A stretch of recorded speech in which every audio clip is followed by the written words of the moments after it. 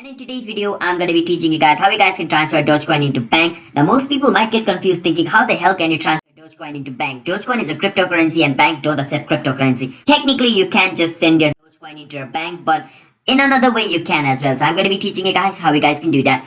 So basically, you guys can't just directly transfer your cryptocurrency into bank. There is some steps you need to follow because banks don't accept cryptocurrency. So let's say you guys have like $100 worth of Dogecoin on your Binance account. What you want to do is basically you want to sell that Dogecoin first. After selling that Dogecoin, you want to convert that money which you sold into Tether USDT, which means a stable coin. Now you do not have to use Tether as your stable coin. There's a lot of stable coin in the crypto market. You can use whichever stable coin you want. Just remember, you need to use a stable coin. After selling your $100 worth of Dogecoin, basically you want to, transfer the money into a stable coin. Basically you want to, sell your Dogecoin and convert it into like a stable coin like Tether or USD. And after making it into a stable coin, basically what you want to do is you want to transfer that stable coin into a bank. If you guys do not know how stable coin works, basically you can buy cryptocurrency directly using real life money. First, you need to transfer the real life money into a stable coin, and from that stable coin you can buy crypto. And for withdrawing it, it's the same process. You want to sell your crypto into a stable coin, and then the stable coin can be converted into the real currency.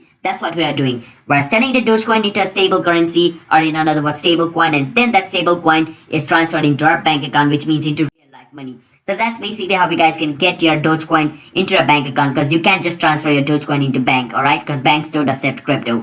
So yeah, that's basically how you guys can do it.